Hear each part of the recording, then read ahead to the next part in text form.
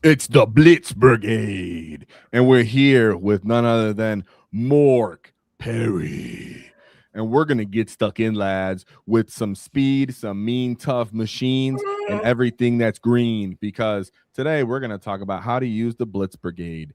There's a lot to say about this online. Some people are poo pooing it. But as soon as Mork Perry and I spoke, we said this has some play. And Mork Perry's seen some things I didn't as well. So it'll be a fun conversation. So what's up, Mark Perry?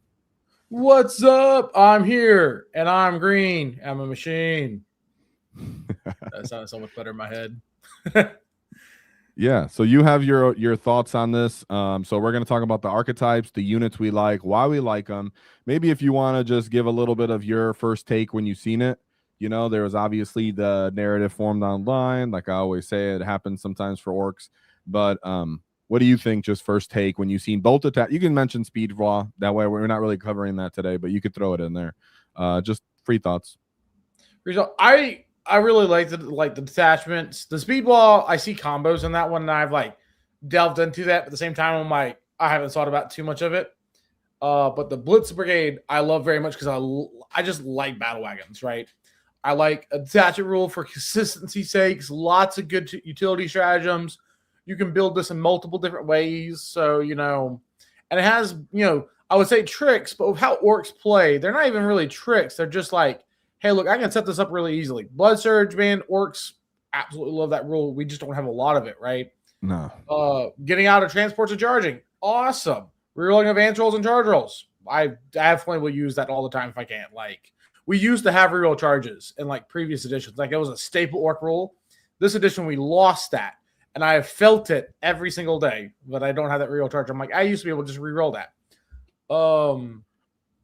And everything else, I don't know. It just I dig it. I want to play with it. It doesn't have some of the most big, dumb, like super damage stuff. So you have to depend on those data sheets, which is obviously a weakness for a certain type of units in the army. But if you have good data sheets and they do good consistent damage, you have a lot of plays for just setting up board ways, playing the game in certain ways, playing 5 turns, playing 2 turns, playing I'm going to flip and aggro you out super early or wait till late game. It has a lot of those tools. And I think that's how I felt about it as well. It felt natural almost because we like to use transports as it is. Yep. So now it's just a different way to think. Yet it was very obvious that we were going to have to rely on our strongest data sheets, which kind of puts you in a train of thought, right? Am I going to go expensive characters, elite, mobs? There's so much to talk about. So we're going to talk about the archetypes. And of course, this is a live chat, so you guys can interact, ask Mark Perry questions, everything like that. We can see the chats going hard. So speaking of the archetypes, one thing I put in here immediately that isn't an archetype was, does gas fit into this, right? As soon as I started putting on the archetypes, there's the argument that, well, gas is very expensive and you're already paying for expensive things. Yeah, gas is just always awesome. So I think that's something we're going to have to start with as we look at the other, what I would consider 3 ways we could consider playing this. So there's the high toughness threats where people are throwing rigs, wagons, maybe empty kill rigs, maybe walkers thrown in there, and then playing more elite armed infantry. I think that's more of like a thematic fun way to play it, but I don't know if that would be necessarily competitive other than like a local fun time. Right. What do you feel about the one that you were talking about too, is like mid-table combined arms? So the mid-table combined arms strategy is like, I got some decent shooting. The stratagem for at the end of the fight phase, get back in the boat, allows you to have a direct form of indirect, right? Flash kits really benefit from that. Looters benefit from that. Units that have good DACA that can shoot, get back in a boat behind a wall in a defensive position. So that stratagem allows you to have ways to interact with your opponent and killing 4 units out in the open without hard committing to them, right? Normally we would have to hard commit and kill those trash units out there. Well, now we can just like park a battle wagon up in a building, our truck, get out the 10 flash kits, shoot them up, get back in. And also we have dealt with those frontline units and not had to throw units at them that would die, right? So that's a pretty big deal in that regard of setting up this ability to play flexible. The other things in it that really help out with combined norms is the strategy for +1 to hit, +1 to wound for a vehicle targeting a monster or vehicle unit.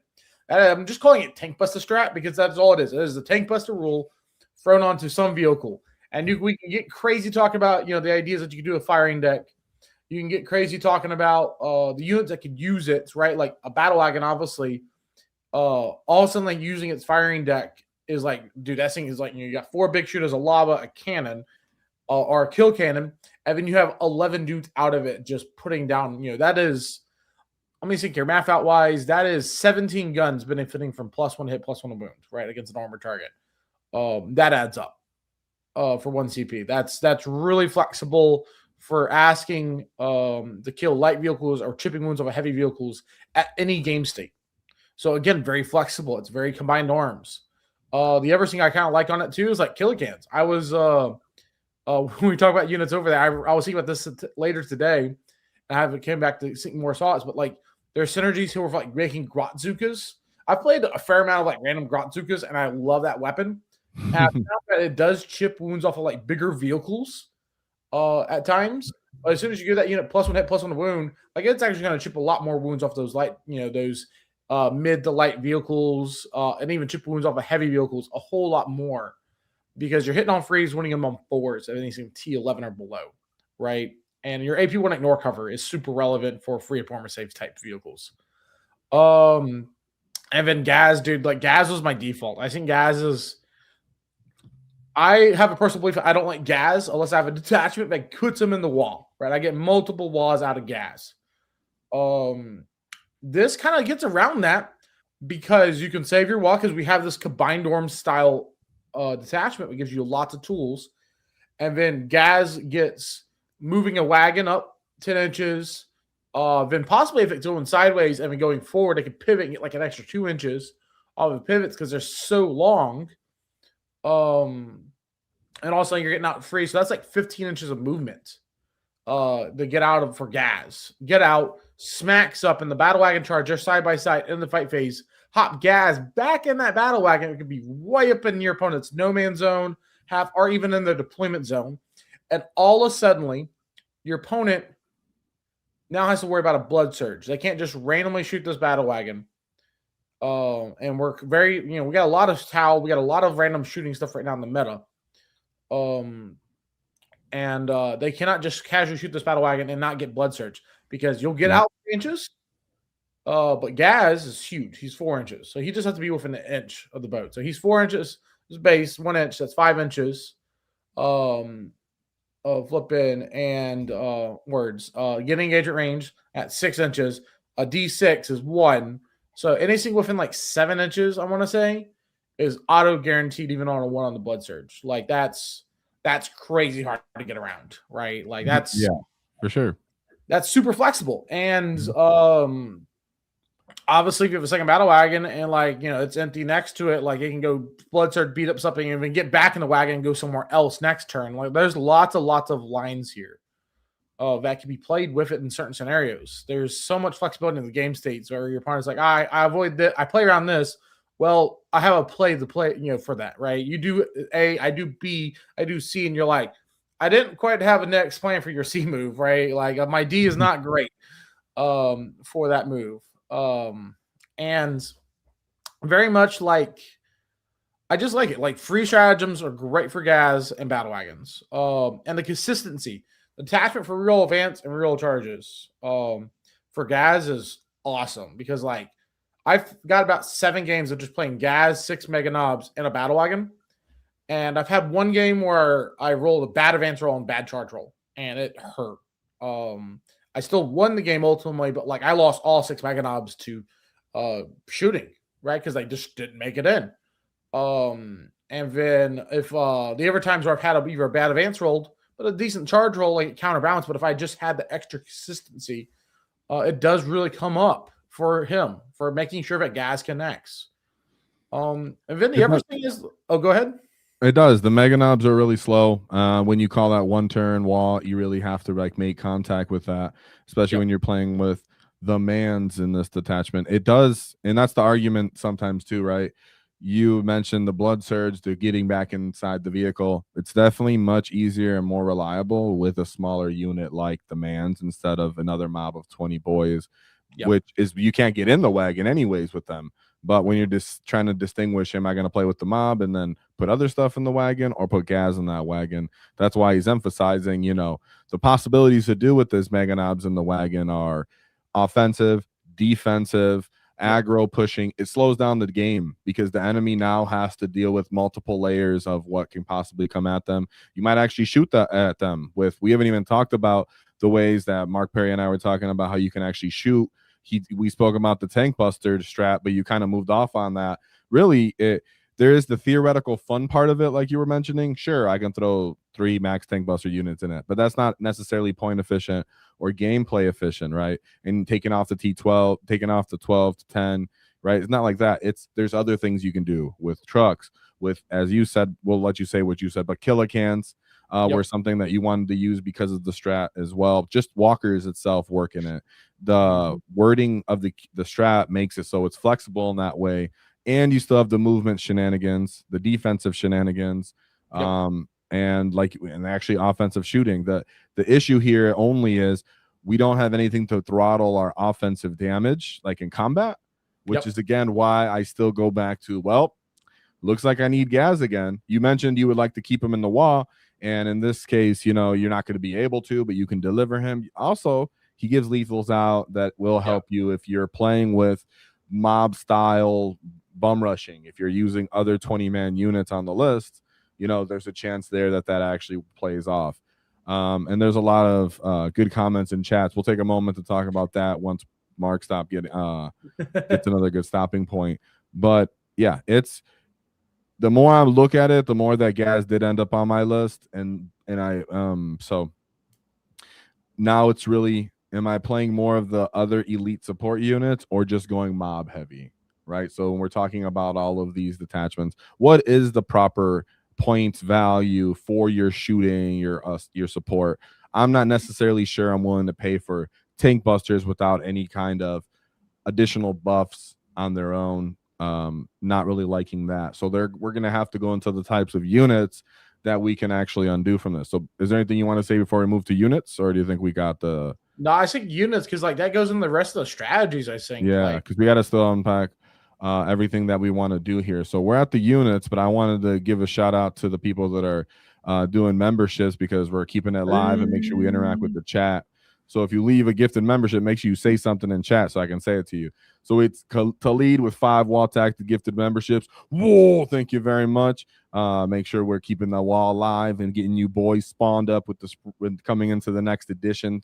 So I appreciate that very much. Very generous of you. And we're going to make sure we make more content worth it. That way everybody gets their value from it. Arcane for 10 WAAAGH gifted membership. So it looks like a wall's developing. It's growing with another 10. He says, get stuck in your gets. Whoa, thank you very much. Much love, Arcane. As always been a long time viewer of the channel. It's very generous, and I appreciate that. And of course, the bad dog with 20 massive WAAAGH gifted memberships. So that's really crazy. The bad dog is Ayo the bad dog, as always. So thank you for that support. We're gonna actually have to get a battle going here soon. I'm gonna have to knock your teeth out. But I appreciate that. And of course, thank you very much for being here, Mark Perry, as well. So we're going to have to represent this. So talking about units and the stratagems, the synergy of how it actually works. This is a quick compilation of the kind of units that Mark and I were saying we like. You did mention killicans as well. Yeah, killicans was something cool. I was thinking about much today. They were just on the back burner when we were talking about units. I'm like, oh, there's so many things. Yeah, I thought about them because it adds to, if you're bringing all these other smaller tough units, maybe a kill rig here or there, some battle wagons, and you're not necessarily sure you want to invest in more elite infantry.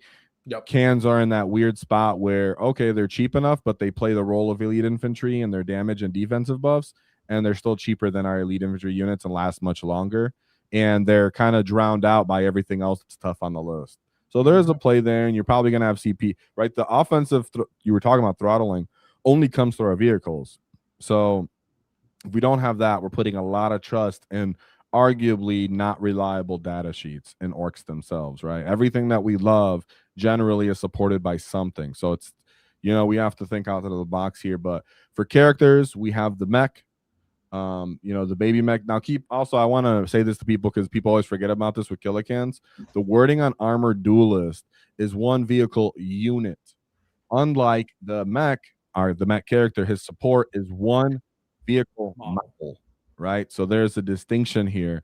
So you can't mech support the entire unit, just to make sure everybody's on track with that. We're getting a lot of new orc players, so it's good to remind people of that. But how do you feel about running mechs on your list personally? Before I'll let you go first before I say I like them simply because they're good action monkeys. They're extra units for things. They're tight little screens. I'm back and forth on some of the builds that I have, if I want them. If I have like multiple, like triple battle wagons, I probably want one or two. The consistent heal, but also that plus when they hit and melee goes the distance. It really helps out a lot, making that unit just that much more consistent on its damage output. And then the casual healing, like I've had games this past weekend where like, dude, I healed 7 wounds off a battle wagon, and you can tell how like your opponent's like, I'm like, I wish that thing could die, but it's just not gonna die, right? Like I healed it 4 turns in a row after dropping 9 wounds. All right, he dropped 11 wounds off at turn 1, and he was just never in a good position where optimally it was to go after this one wagon because I just parked over here. It's going after trash units, and I'm just healing it up nonstop.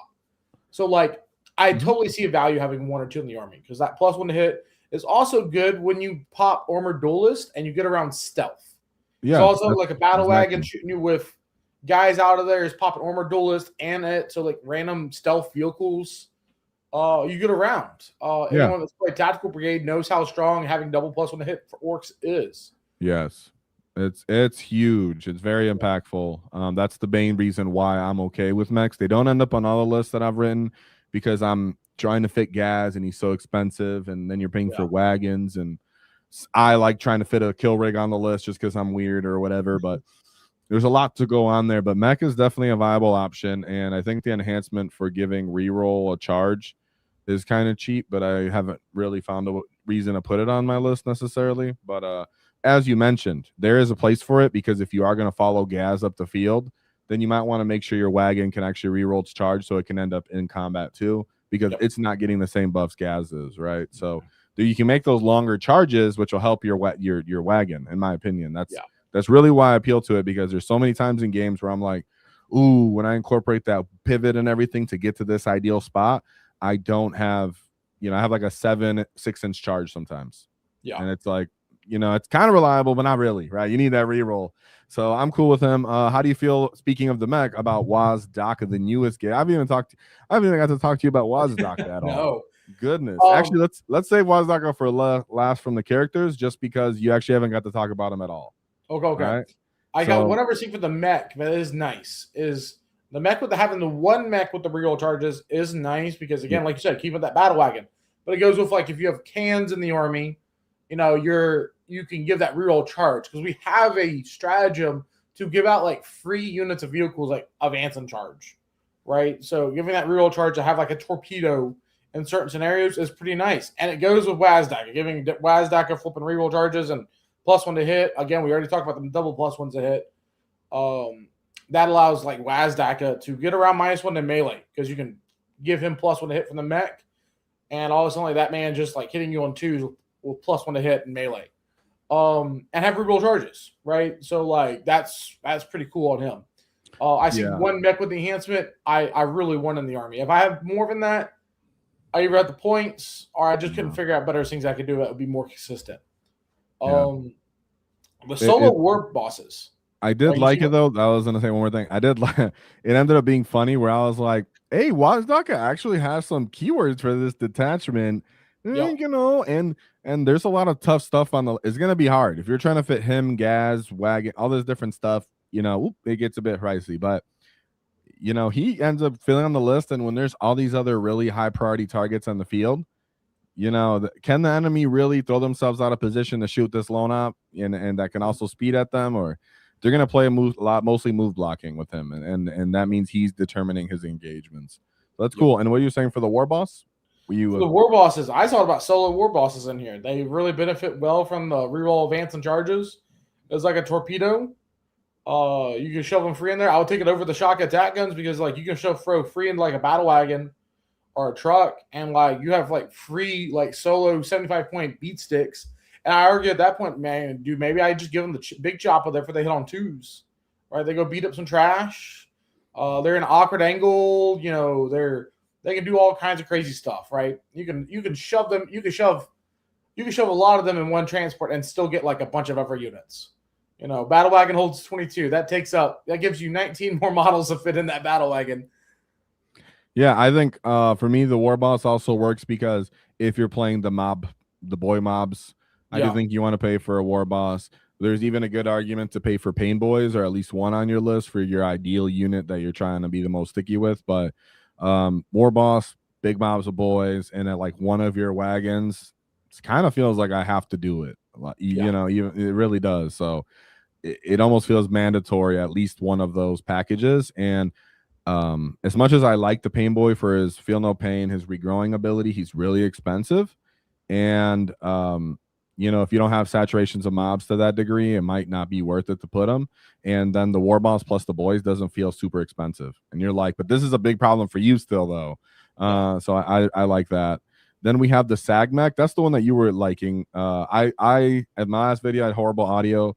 Summarize it. I was saying some crazy fun stuff like put a truck, put 3 solo SAG mechs in them, giving +1 to hit, +1 to wound, or you put an open top, I guess we would call it, without the hard case, firing deck 11 battle wagon, and then you could still put gas in there actually, and then still pick the SAG mechs and just like shoot stuff and deliver gas, so it's pretty hilarious. But in that case, you know, there are options in that. But even a solo SAG mech with the unit, what was the one you were enjoying? So this goes on with the other side of this. At the very bottom of that list is mech guns. Yep. Okay. Is Armored Duelist targets a vehicle unit. So SAG mech can join a mech gun squad. He gets that +1 hit, +1 to wound. Anyone who's played SAG mechs know how much of a difference that has because of tank busters. Yep. And the thing that tank busters never worked well with SAG mechs is he's at 60-inch range. They got 24 and 12, right? Mech guns, they got range. You can put mech guns in weird angles and long, like on 6, 2, and some of these long board edges that have a couple lanes down the middle, and they can just reach across the table, take advantage of the SAG mech. And like, I think the math, when I'm mathing, it sounds really good. It looks really good. I got to roll to see how efficient it is actually on table and consistent, and how often it will line up for those targets. But I really think like bubble chuckas actually have a big potential here because you have all 3 profiles, great anti-infantry. They're blast. They got great stats. The problem is that anytime they shot vehicles, unless you rolled the big shots, most of those vehicles you were not consistent into, right? Yep, that was the issue. That's why I just never could get on board with them, because that was the biggest issue besides Dreadmob.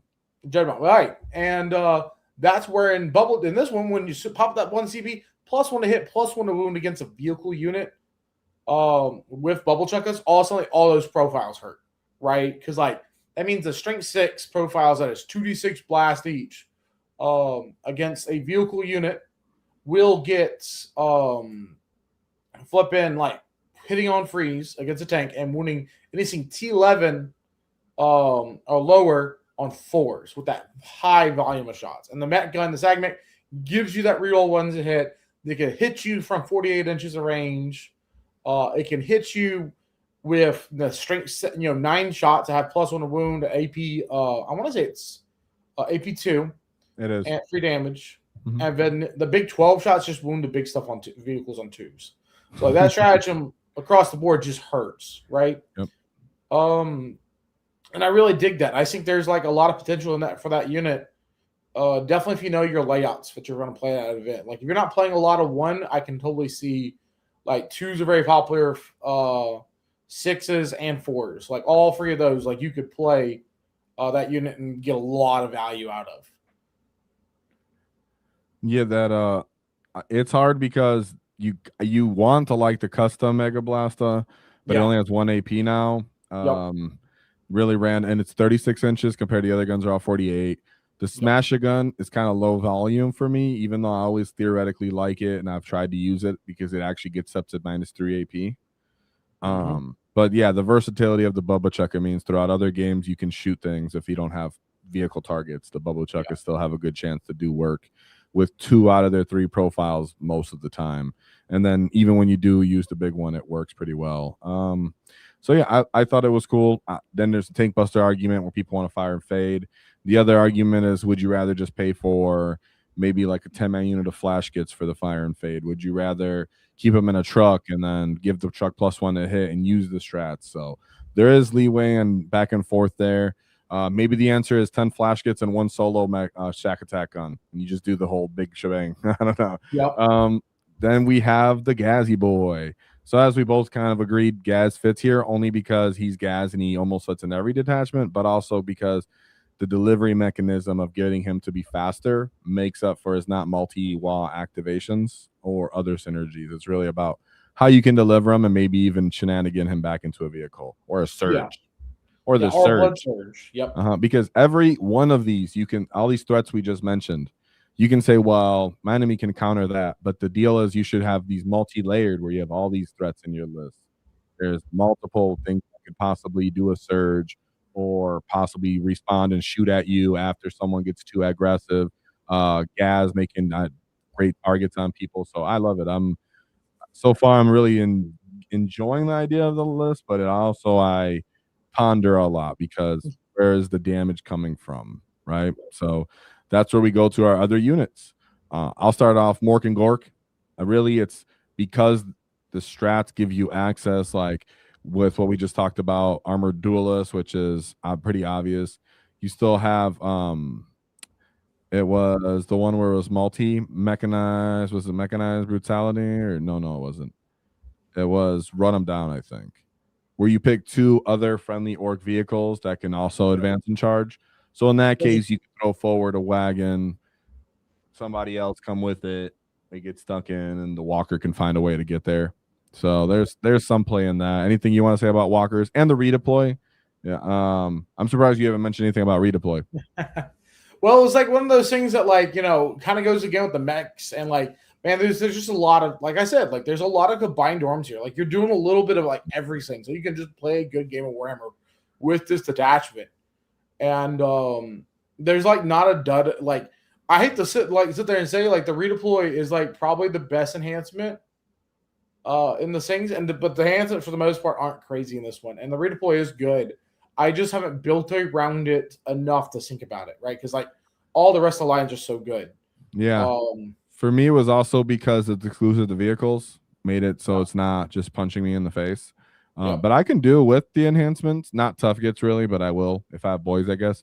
But the running boots, you know, I can in the mech, I found them to put them on my list, but it's not like I'm putting it a priority. They just kind of end up there if I'm doing it.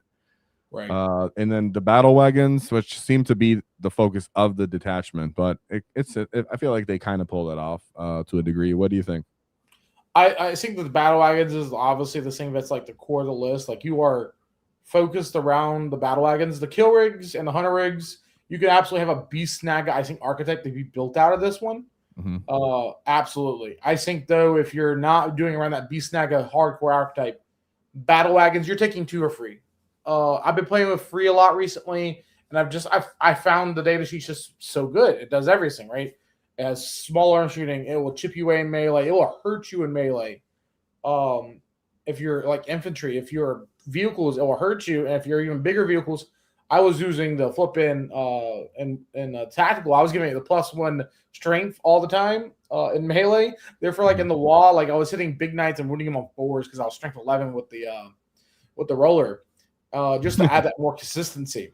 And like the love for battle wagons, like obviously this is a battle wagon attachment, it gives more support to the rest of your army. So utilizing that big troop capabilities, I think is a big deal. Being a hard case or not a hard case, I'm back and forth on. I think hard case is really important for the melee matchups more than the shooting matchups.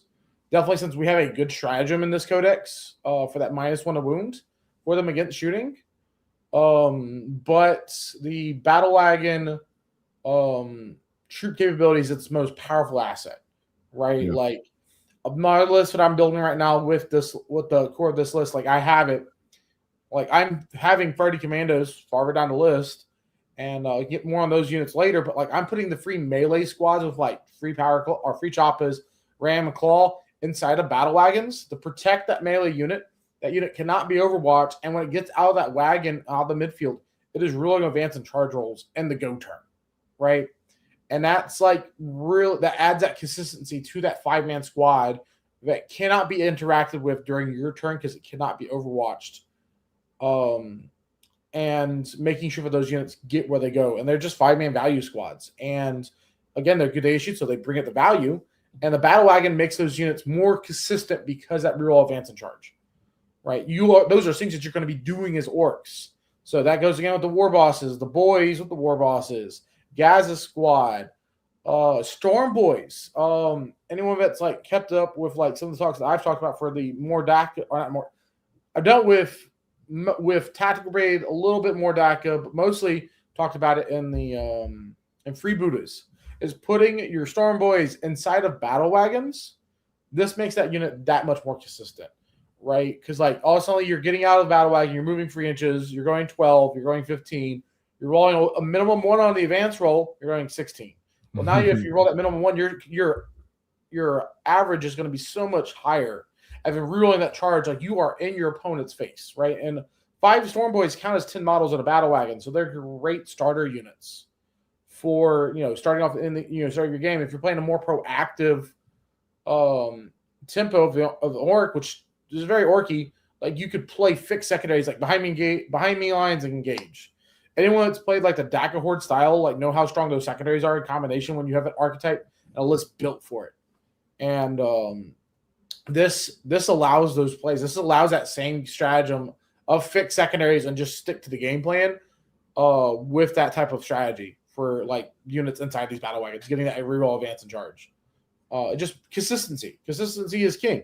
And I like battle wagons. Orcs lack consistency, so it's glad when we actually have that. And really, we just really want to actually make contact on our wall on our go turn, and that's what this gives us. So we're really just trying to make the most out of movement shenanigans, making contact, being fast, and then also being able to stage on our own terms. And that's what really this detachment kind of helps us do. It's just, can it help us do it enough that we can actually still break the backs of our opponents? I think that's where the list customizations going to come into play a lot.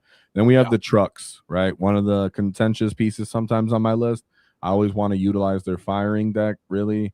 But then it's like, what point value and assets am I willing to put in here? Trucks are always just straight good. But if I'm trying to fit battle wagons, maybe a rig and a gas on the list and other stuff, trucks have been on and off on my list, or just limited to maybe 1 sometimes. Yeah. I think trucks have more use here as a mobile bunker, because now you could take the truck and park it inside of a building where normally you would hate your truck to be in there, because one, it's easier to get locked in there, or second, it's going to be hard getting out of that building, going around the wall, versus now it could be inside that wall, inside that building, really tucked in where it's not getting shot. And you can get guys out of it, shoot, and use that stratagem. And the 10 flash kits, get out, shoot, get right back in it, right? And also those slash kits start feeling like Eldar units. And we all know how we felt about fire dragons. Yeah, for sure. And I mean, it's really hard to look past 10 flash kits just because they're points per model value, right? And we don't have too much of that for DACA. A lot of things are usually overpriced. And the real thing here is, even if they whiff, they're not just dead right after it. They throw them back in, they're staged up. That's the cool thing about the firing fate in our units. They hopefully won't feel so bad either, because they're not necessarily broken, super powerful units, right? 10 flash kits might, totally just shoot your enemy to death, or just kind of flick one of their shoulder pauldrons off. You really never know. You spoke about the bandos. Yeah, bandos, I think they either completely none, or people will bring them just because you need little more trash units in the field, since you're already a lot of transports that are going to be on top of each other, fighting, jockeying for position, and you might need to be securing those so that people don't straight up put infiltrators in the way and then drop off your transports and shut down your go turn. So mandos seem important, but sometimes I think people are going to forego them and say, well, I just have a lot of stuff. I think I spoke to you before we started how I've been playing with the hunt a little bit. I didn't say that during the stream, right? That I've been playing with the hunt a bit, and I showed it on the Discord to the channel members a bit, where I was using a battle wagon with gas in it, and then I had some empty kill rigs and a big hunter rig with 20 beast snagger boys, and it didn't follow. I didn't love it just because it's the hunt, but that's what called to mind when I was looking at this list. Also, I mean, this detachment when it came out, like as you said, I've been using gas in a wagon, so I'm pretty excited about that. And sometimes just the saturation of these cheap T10, 16 wound, 6 feel no pain, 5 OC models messes up enemy target priority, in my opinion. But also the kill rig's another way that you can get another strength buff or possibly lethal buff, and you're still taking advantage of these stratagems like the multi-charge one with other vehicles.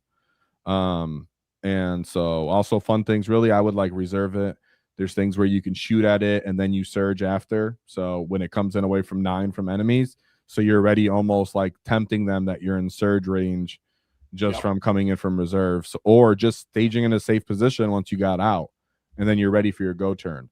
So yeah, I find those kind of shenanigans the most interesting part of this detachment so far. Then we have SWAT teams. I think you mentioned that a bit. And then we have mega knobs. That's really for gas and company. I don't think I'd bring any other style of it personally. And then we covered the mech guns. So overall, I'm feeling as if we're going to be putting 2 wagons on the list all the time. Yep. And maybe a truck that becomes a firing platform support. Yep. And fitting gas on the list become the most fundamental. I haven't practiced with WAAAGH. I guess I could use a proxy form. I got his base here. You know what I'm saying? So yeah, like it's a flyer base. So like, hey, you know, what's up, guys? Here's my WAAAGH. But what about you? How did you find your list that you favored end up looking more like the main core units? So the main units I got right now is I got 30 commandos, split on combat always, snicker out with him. Yep. And the Mandos felt really important for this one again. Like you said, making sure that you control those lanes, keeping other people's infiltrates out. But, you know, taking those free power units, putting them inside the wagons, right, is pretty powerful. Yeah, the staging. Because you're a bunch of units you're loading up on, but you're keeping safe. And it's really hard to dig them out. And then you have, like, flipping Gaz's brick, easy peasy.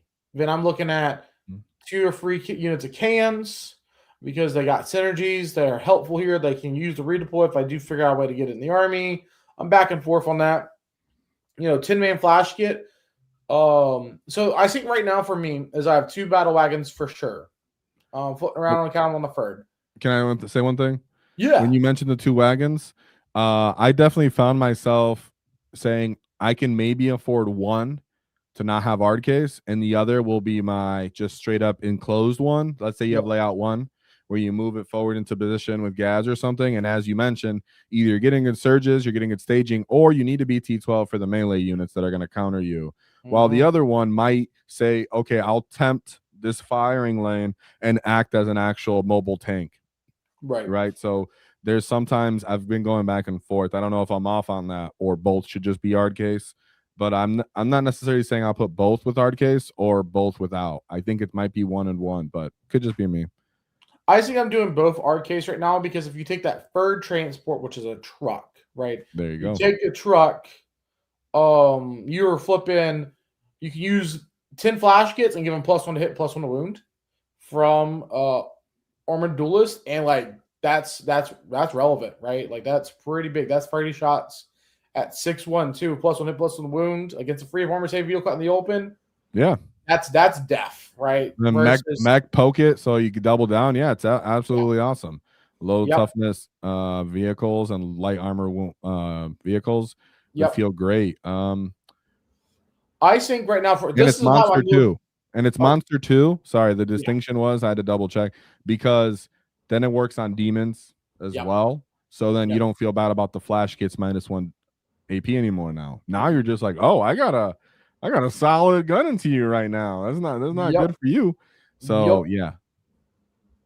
That's super, super real. And I think that's my loadout right now is 2 wagons, 15 commandos spread out into those 2 wagons.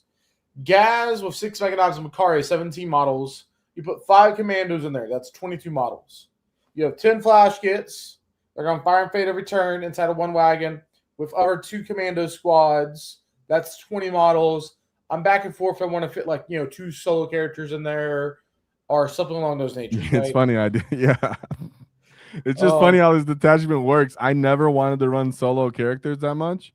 Ask my, people I play with, my cousin and such that's in chat. But it's funny how, you were thinking the same thing. I might just throw some solo whatever in here and just because I got the slots and it's just funny staging and being fast. Yep.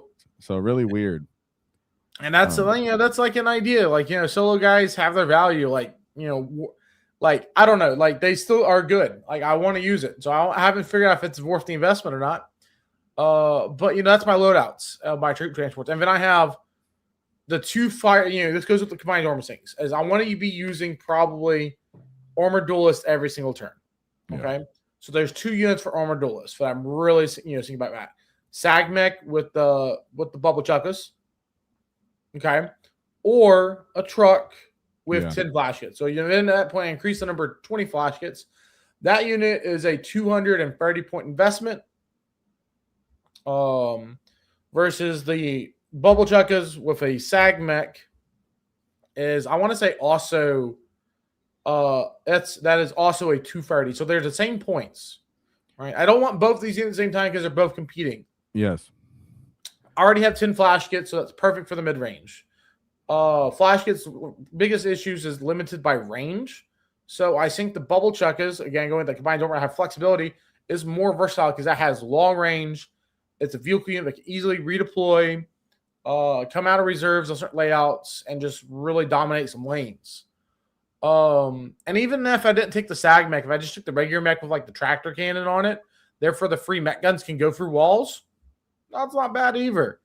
So I've thought about that. I have one of those 2 units operational. Flash kits are good because they are melee. Yes, that's the other thing. But also, whenever I look at the flash kits brick, like you were talking about, I almost feel like I have to bring the mech because then I really want to ensure that gun profile also works against infantry that might be at range. So I don't know if that's a pro or a con, but that's what's kind of been going down. Just to explain my thought process is I end up kind of okay, maybe I want a mech here for whatever reason. Not always, but it always crosses my mind that it doesn't always end up, but it's crossed my mind. And I think that's one of the problems with it is the truck with flash kits using armored is that truck is going to get out 1 turn, shoot, and you're probably not going to get multiple turns out of it because that 24-inch range really makes those angles tight, right? Yeah. Granted, we don't have too much time more with this edition, but nevertheless, range does have its advantages, and so that's something to think about. I have thought about it with the if I took the regular mech and not the SAG mech, and hilariously, we can give the unit reroll charges off of the baby mech. So when you need that power claw flipping big mech, the charge up thing, reroll advance rolls naturally because this is a rule. Mech gives the unit reroll charges in the command phase. And this is an in-game scenario. This is a totally in-game scenario where I'm not shooting the bubble chuckas because I need to get models on objectives. Right? There's 2 dudes, 2 Marines sitting on this objective, and I need to get this unit on that objective. I'm rerolling advance rolls. I'm rerolling charge rolls. And I could tank shock with the big mech because he's leading flipping mech guns. Right? That's 1 or 2 mortal wounds on the impact, which in those in-game scenarios sometimes matter. Isn't it conditional that you can only reroll advance and charges once you've disembarked? No. So remember, this is the mech gun unit. So a regular big mech gives you reroll advances. Oh yeah, I'm having brain fire. You're talking about the regular big fat mech. Yep. Yeah, I'm talking about regular him joining him with the mech guns because he has that power claw. So sometimes him charging something, having reroll advance, having reroll charges from the regular mech, giving him reroll charges in the command or the movement phase. Also, that unit's, he's moving. The mech guns are moving 3 inches. He's moving 6 inches, but they're rerolling advance, rerolling charges. And they could tank shock, and he has a power claw in melee. So, when you need to beat up some infantry guys, you can actually do some damage. And they got 2 OC each. I was just double checking. Yeah, exactly 2 that. OC each, 6 wounds each, so you're not going to lose a model from random punches. It could happen. What I also think is the difference there, as you mentioned, some layouts, especially on GW. Man, boy, if you're playing on GW, you know that you really invest in some guns. You invest in some DACA. So I totally feel you on the long range. Also, what's going to really make that enemy reach out and shoot those little turd guns compared to the wagons that are everywhere in front of them? Yep. There's also that as well, right? They're going to go all the way over there and shoot at that. That's something that might not even, in their opinion, come into play. So I like that. Yeah. And it's one of those units you could just reserve it, bring it in off of any of those edges. Yes. And as soon as your opponent's like, I'm committed to this side, you're like, I'm going to shoot you wherever you show up to. And another thing that's cool, like the regular mech with him joining is like you can go behind a wall, rapid ingress like behind a wall and some layouts, and then move through the wall. Yep. Because he gives them the ability to walk through walls. It's, so like on layout 1, that matters. And so forth. No. Go ahead. It's true, and I think that is around as much as DACA, straight DACA, that I want to invest. Yeah. As you said, not competing. I'm just trying to use armor assault. If you start going anything more than that, I mean, I'll entertain, like you said, a solo mech gun. Maybe I'll just have fun with some mech guns. I'm just having fun, but everything else is looking at mid-table bricks. Maybe, like you said, a battle wagon that has multi units that can disembark and get into a fight. Like you used to like to run the tank buster full of wagon full of tank busters. Yep. There's also breaker boys that can some people like to incorporate breaker boys into the wagon in that case. And they'll say, you know what? I just have to punch a lot of stuff. I'm going to take gas. All the breaker boys are going to dump out of this one wagon. And then we're going to run into all the Katans on the field and hope that between lethals and anti 4+, I can punch enough stuff down in the war boss volume. So some people might try to consider stuff like that as well. Over time. I think like that kind of goes with that strategy. Is like I am looking at how I can take as many small units that I can maximize the army rules for with the Freddy Commandos and stick out that 7 cheap units allows me to also function where I have the gas power bricks. Battle wagons are a mid-price unit. They're not cheap, but they're not expensive at the same time. The flash kits are in that same point cap value. You know, they're not cheap, but they're not expensive. So I have a good mix of high-end power units, mid-joint units, and I have a good chunk of small, cheap units. And I think the Commandos benefit a lot from the army rules. And at 60 points for 5 models, steel for 5 T5 bodies, but also they have stealth. They can't be overwatched. You could fit 3 of them and a flash kit unit and gas unit in between the 3 or in the 2 battle wagons. Stuff like this where like it is a value 5-man. Like how many times do you just wish that boys could be taken in 5-mans for dumb stuff? You know? No, it's true. What about I don't know about 30 because you're a mad lad, but I definitely have done 20 Mandos, and I do find myself taking at least one of those 5 dudes and putting them in a transport. And he acts as a little fighting unit, and the fact that the enemy goes, ooh, I can't overwatch this stupid guy that's getting in my face or standing in a lane or whatever. So I actually really like that idea of still using the wagon staging potential, but then saying, you know what, I'll use the elite Mandos for this. They'll get out, get aggressive charges on and buffs for their movements, and that could be pretty cool. So yeah, I'm enjoying it. I think that we definitely have to play it. People in chat were saying brutal but cunning. I take this more as a cunning but brutal detachment, where even though it looks like you're gonna play an aggro style of gameplay, you're definitely using your brain for the movement shenanigans, for the surges, for the smart disembarks, for when to throw your chucks forward and let something get out and then charge and try to jump back in. You're gonna be looking for all these plays of the opponent's mispositioning and what else you can get charges off with those reroll buffs that you're getting, and then also being able to apply a little bit of firepower to soften things up, remove screens, and continue momentum. So I think it's going to be a lot of cunning more than just straight brutality. That's just what I'm feeling out on this. How do you feel about WAAAGH and the detachment now? That's funny. I was about to ask you that when you were ranting, so I guess I'll go first. Now, I like that he will not be prioritized necessarily unless you throw him away. And since he has so much movement shenanigans and scouting, I'd like him for like an opening of I'll allow you to overcommit maybe into him, but it depends on the matchup, right? Some armies might pick him up too easily, so you can't play this way. But it's looking at, I'm going to take my natural expansion, come forward with everything else to stage, and then let everything else come forward, and he might come later in the game to do his thing, or pick him up and bring him up on the field. But I do like his abilities and giving him, that's where the mech sometimes comes in, where I'm like, maybe I'll give him the mech just to give him a buff +1 on everything, so he's even more reliable since he doesn't get too many offensive buffs. Yeah. 175 though, and that's why I started the conversation of where does Gaz fit into this, because Gaz almost contests with WAAAGH because how many points I have put into everything that follows and accompanies the list. So I like him in the sense that he's still tough in a vehicle, so people can't overcommit to him and then I erase their anti-vehicle weapons, so then my wagons are free all game, right? There is also that option. So I'll try to fit him, but I don't know if I can fit him and Gaz based off how I've been making the list. But I probably will, just because the model, to be honest. He's in my list for sure. I think as a design wise, he's probably like the most powerful orc that's like we have. Like if you talk about an individual orc model that does everything, and like hopefully it's like for showing what our design for orcs are going to be in like 11th edition. He's super strong. Like that guy he does it all, and that's the biggest problem with him, because you have so many options.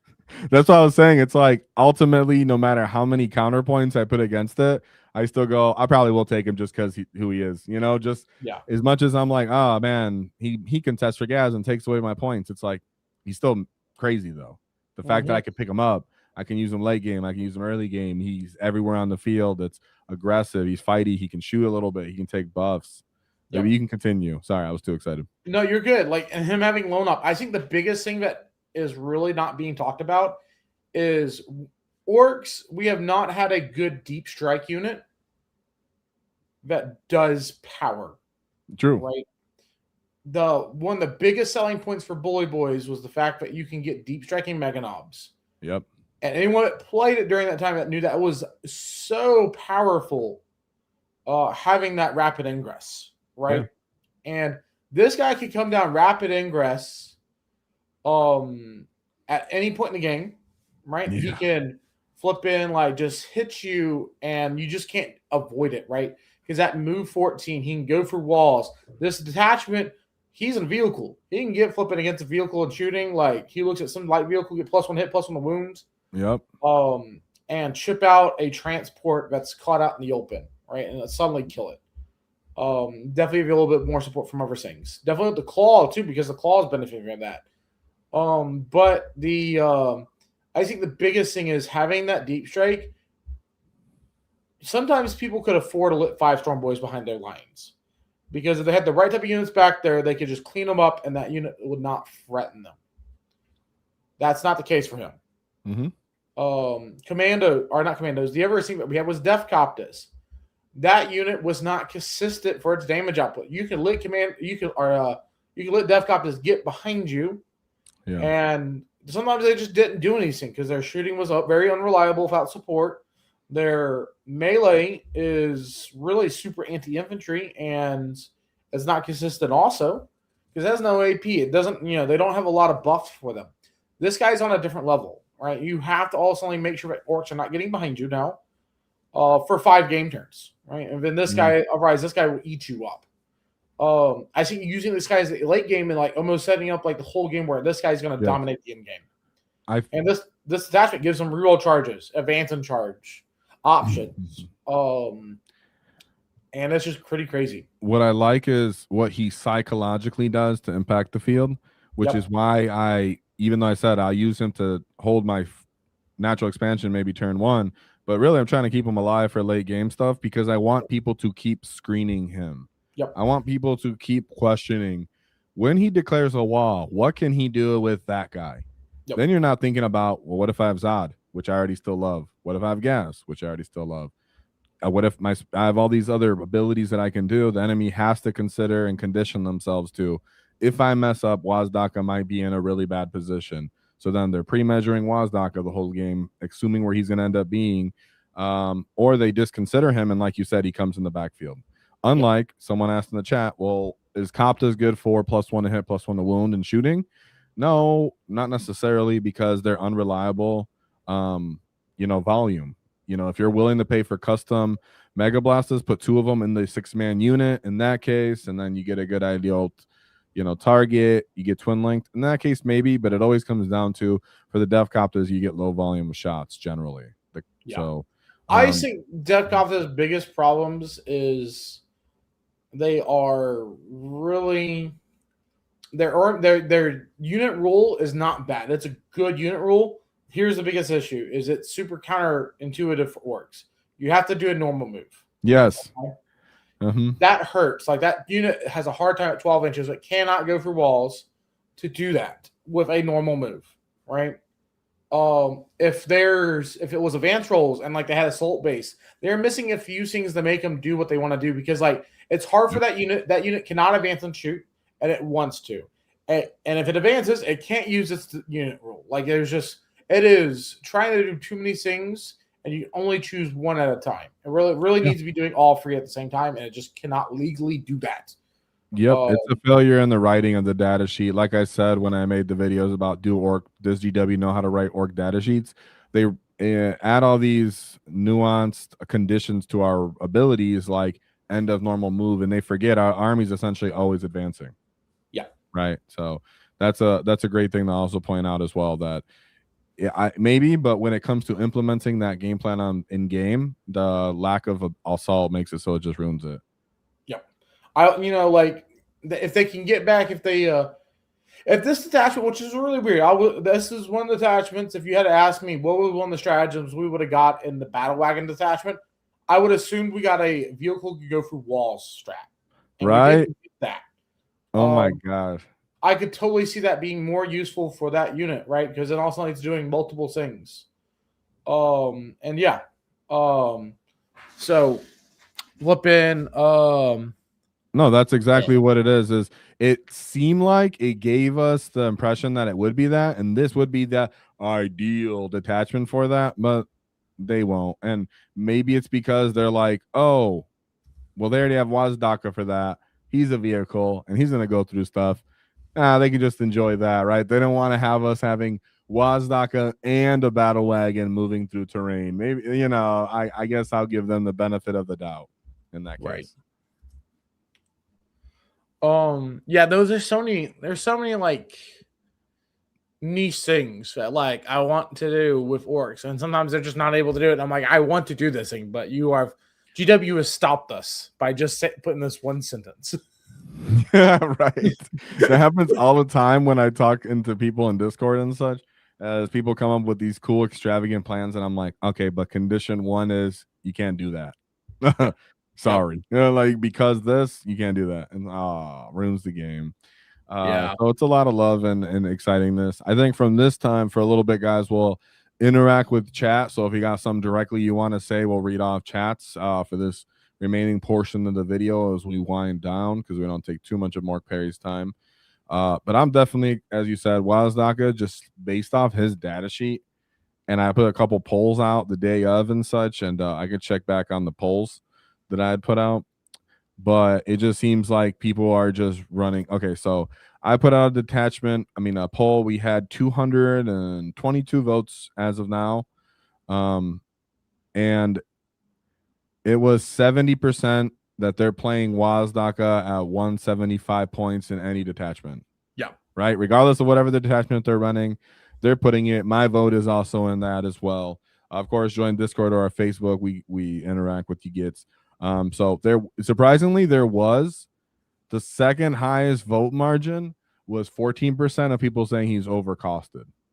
So that was interesting, to say the least. I can totally see that, because if they're comparing him to like the Death Killer Wartrike, because like the idea is he's like he's the special character version of them. I could totally see that, but that guy is nothing about him as a Death Killer Wartrike. That guy is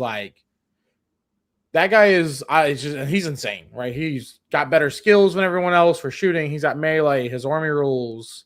I don't think that he's broken or insane to the sense that they need to modify or change him. I think it's fine for us to have him. He doesn't impact the whole army in the buffs.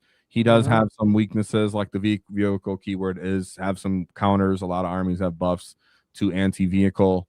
He can't heroic, hilariously. He can't heroic. Yeah, he can heroic. He's very big. So there are, in my opinion, they have to pivot. There are some little weaknesses here and there that make him, in my opinion, not overpowered. So I'm happy that they put him at a somewhat more expensive cost than some people like. That didn't get like the twin, whatever, the Tau Lance going on. I didn't think they got that kind of treatment. So hopefully nothing goes change. GW leaves us alone and we can just enjoy it. I think he's like a Demon Prince for us, and which is where I think 175 is on the cheaper end for flying Demon Princes. And that's actually cheaper than any of the flying Demon Princes. When I say that out loud, he is just better than a flying Demon Prince. No, that's what a lot of people bring up when they discuss it, that he's like a Demon Prince and flying Demon Prince. In that case. So I still think that he's fine where he's at. Maybe Demon Princes are just too overpriced, in my opinion. To me, that doesn't necessarily say that he's too cheap just because Demon Prince is overcosted. Maybe Demon Princes just suck a little bit because a lot of people don't run Demon Princes. So maybe that's something like GW is doing, I can see that, except for like you compare him to the Demon Princes. Cream of the crop of flying Demon Princes is the Emperor Children one. Thousand Sun's a second. I've played the Thousand Sun ones a lot, and I ran triple of them, and like those things are insane for their points and all their rules.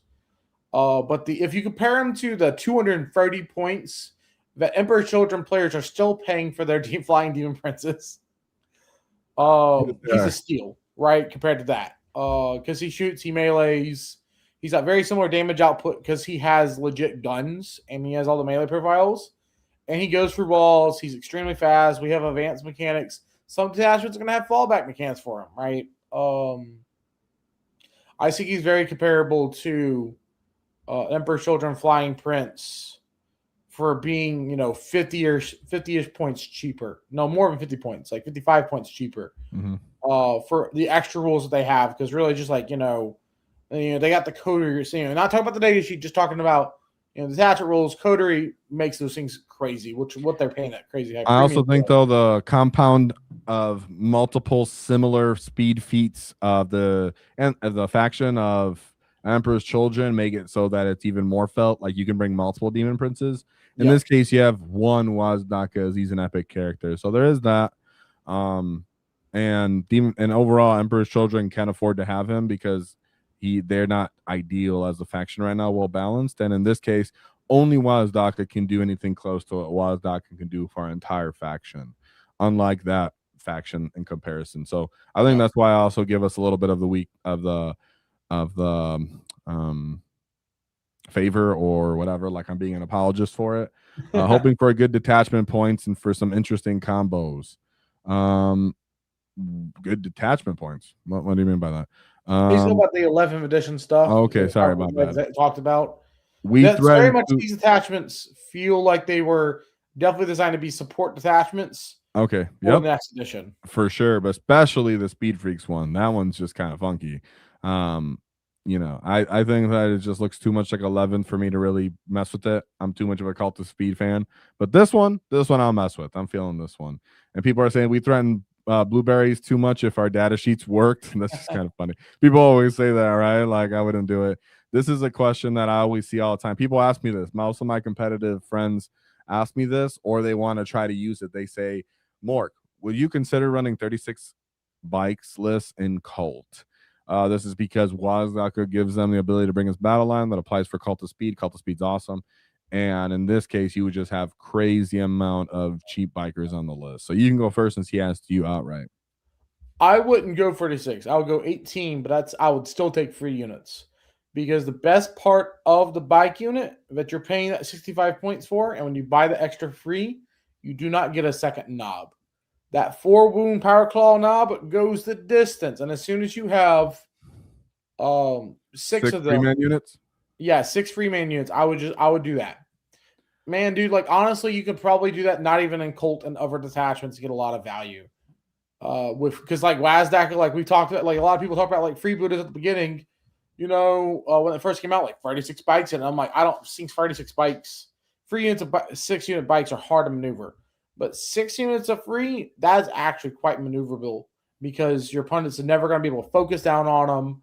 They're never going to, they're not big 6-man squats. So they're not getting blasts of any types.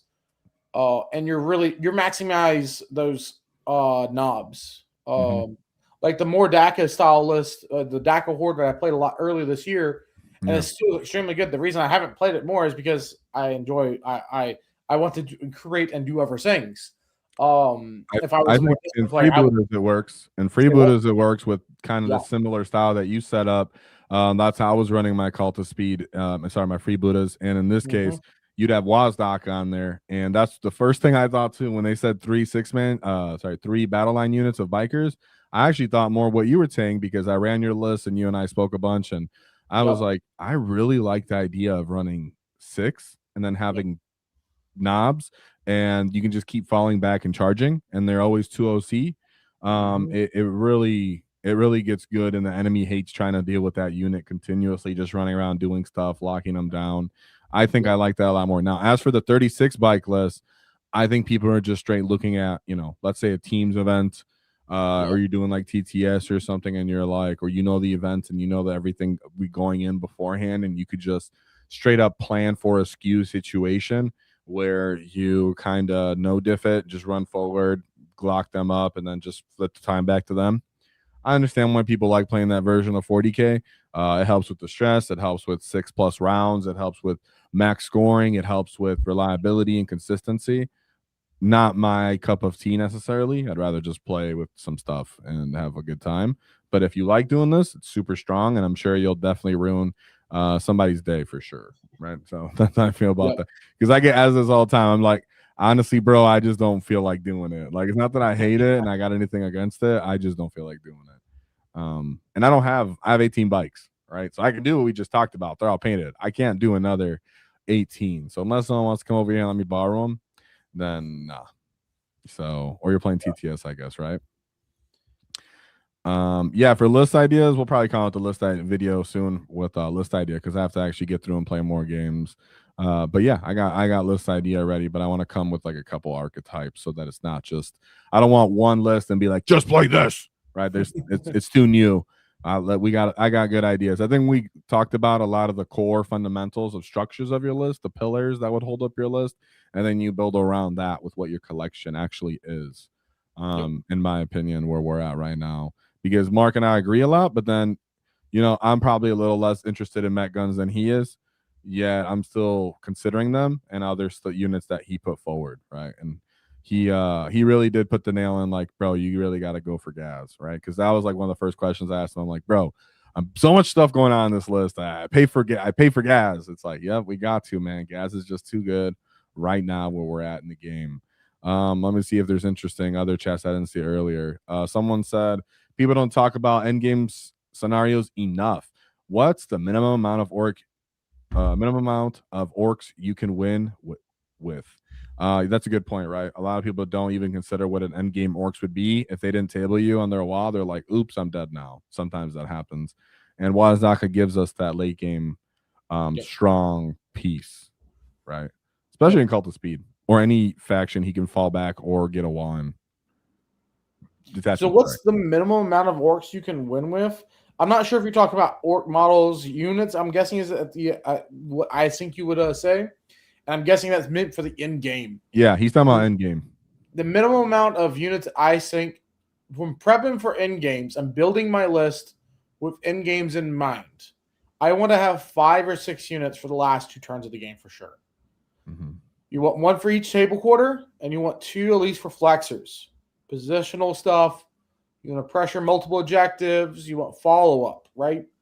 So like 6 units is kind of like where you can expect to be in a good spot for orcs for an in-game scenario. Obviously, the units that you have in the in-game differ, right? How you play in the early to mid-game will tell you what units are going to be your late-game stuff. Typically one unit's going to be like 10 Gretchen, holding your home objective. Some point they're going to need to be start running up and developing, right? Going somewhere else, holding your home objective, but stop screening. If your opponent doesn't have uppy downies, that's going to be crippling. Snickrot's a very easy in-game piece. I generally want of me like I want one of those 6 units to be a powerhouse. I want it to be Zagrod. I want it to be Gas. I would Yeah. want it to be both, but sometimes you don't have that.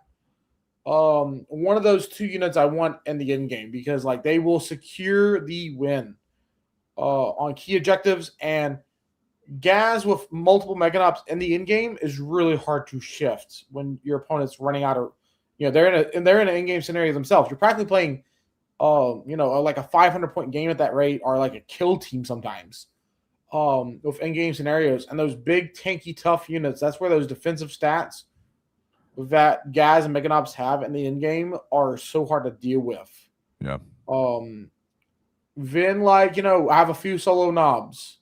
I have a flipping, some maybe a never full health units, kind of in that spot. That's kind of like where I expect how many units is my standard in game, where I'm like, I'm in a great spot for an end game, right? If we're coming down to the end game, 6 units is where I feel really comfortable and great with a lot of my in game decision making with orcs, with kind of some of those things I just described and explained.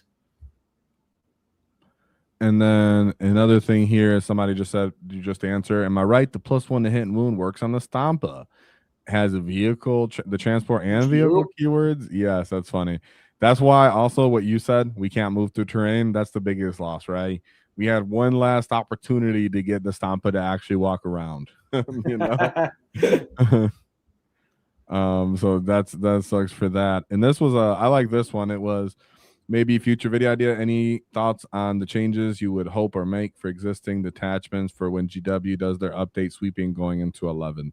So like how would they modify some of their detachments or some of the detachments to be more conducive to flexibility, the immersion that GW is looking for, but also the compatibility with other ones? Or will GW just keep it how it is and just port it over? Well, I think that's a better question we can actually, good video idea, by the way, but that's a better question we can ask right now.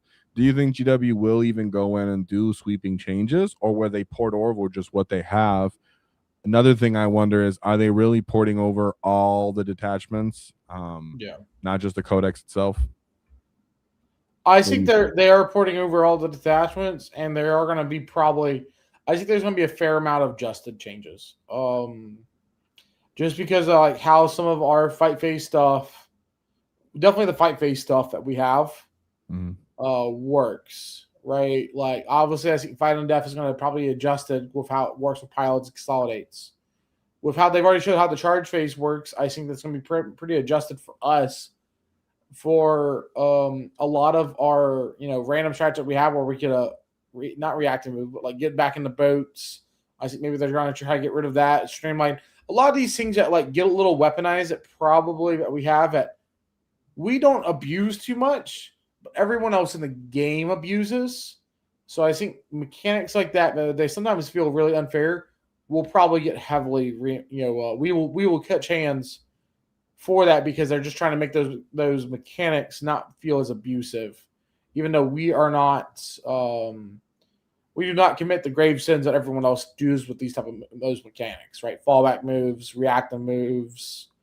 We're getting, our reactive move that when you fall back from us, and stuff of that. Like getting back in a vehicle is really, really strong. Ever armies do that, which is one of the reasons why I'm shocked. We got the fire and fade strategy and get back in the transport. I feel like that mechanic does not need to be getting back in the boats. All right. And R1 is better than everyone else because it doesn't require us to get engaged or range. It has none of the bad parts of it. And when I first read it, I naturally put those nerfs on it because that's what those are the standards everyone else follow. But we're orcs, so we don't have to follow those standards. Finally, it's about time that GW remembered that we don't follow the standards because we don't know they exist, right? Like, no, we just go with the flow. I think we're getting close to winding it down here for the last couple ones that we see on here. Someone also said, what are we thinking about when we'll get our codex going into next edition? If you haven't done edition changes, usually the ones that come out with the box means that you get your codex very soon. So would you say that you think we're going to be getting our codex within 3 months, I say definitely within like 3 to 4 months. For sure. Because like, man, they're gonna be pumping all those new models out. And generally every codex, every box set releases, generally you're within like 2 to 3 months, right? Marines will be the first one. Then Orcs. Tyranids were a little weird ones where like they got theirs, I want to say a dual release with Necrons this edition. They got pushed back a little bit, I want to say. Okay. Which was weird, but this edition, because of the whole big refresh, it was really weird, right? Because like we never had a refresh new edition that was this in depth with this amount of rules, where every army was starting off with like actual legit a detachment with 6 stratagems, right? And previous editions, when this happened, everything was extremely vanilla and generic, and we were really just playing with data sheets. Versus this is the first edition where a major refresh happened, and we were carrying over really different design and dynamic rules. So I feel like we can probably get I think we probably get our codex within like 2 months too, because we're getting those big model refreshes, and I'm pretty sure they are not wanting to have the new kits that are in the box set.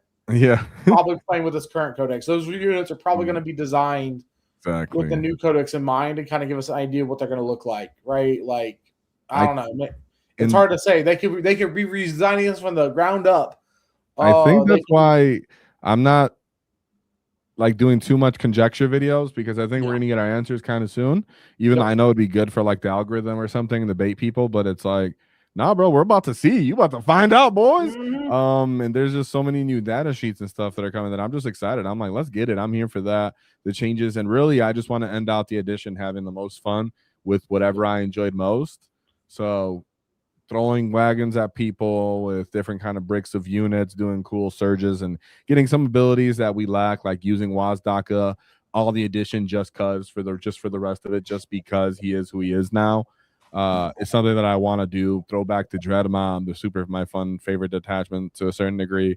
Maybe through play Freebooters some more because WAAAGH. So I'm just trying to enjoy the edition. What do you find yourself doing for this end of the edition until we get that codex? Man, this rate, I'm just playing with stuff. It's the end of a chapter, because like, dude, we're gonna get, when we get this, like, we'll get all the Furies. I've been playing with what we recognize as the WAAAGH detachment. My Fury for Orcs, I could write a book about it. I could talk to you about it for hours about, different ways to play Orcs with our current foundation of how the army identifies. And are we going to carry over to the next edition? At the beginning, yeah. Or is it going to be over for the codex?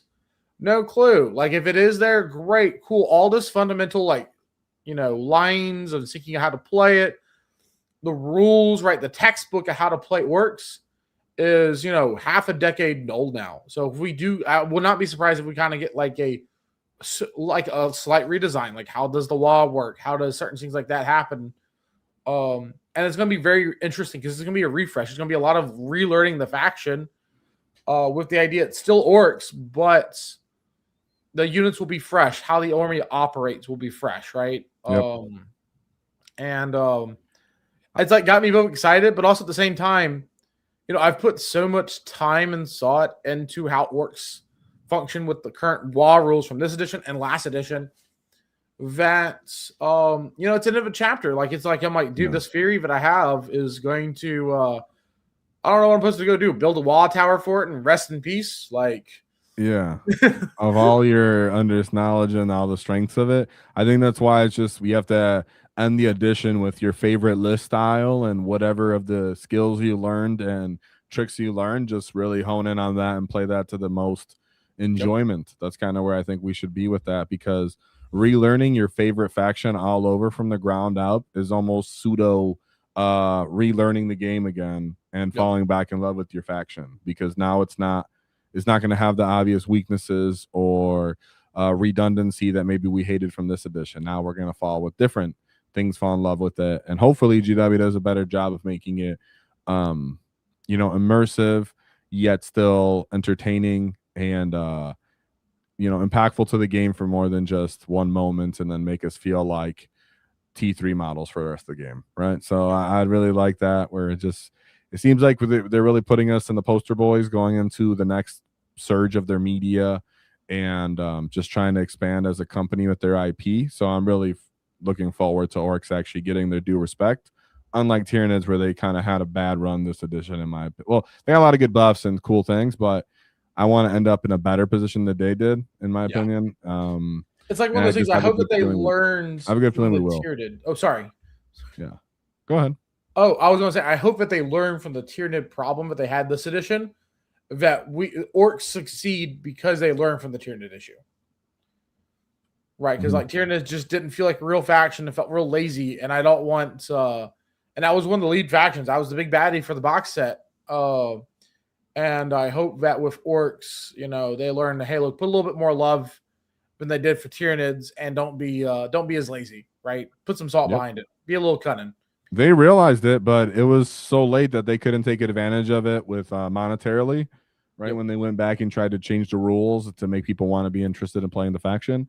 At that point, they kind of lost out and they didn't have the stock, and it was hard to get a hold of them. So hopefully we don't get that. And I think GW is going to treat us well just because we're old school and we have so much personality that it's much easier to sell us for a longer period of time than just a mindless Zerg to the degree, right? Orcs, we can be silly, we can be scary, we can be tricky, we can be versatile, we could be allies sometimes in weird ways. You never even know. So I'm excited. Any last words for the end of the stream here with Blitz Brigade? No. Only thing I got to really say is if you haven't liked, comment, subscribe to this channel, go do it now. Or this man's gonna kick your teeth in. I'll definitely knock your teeth out. So with that being said, we're excited, and we'll just make the best we can of this edition, guys. Have fun.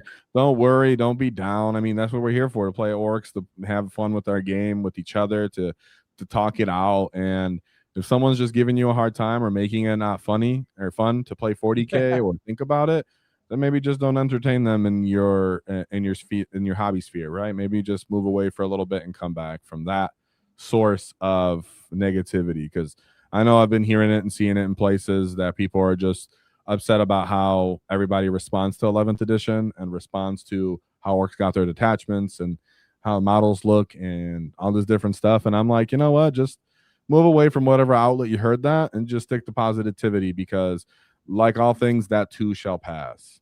But you know what won't pass? The Great Wall. So there's always one thing to keep in mind is don't cross it or we'll knock your teeth out. Whoa.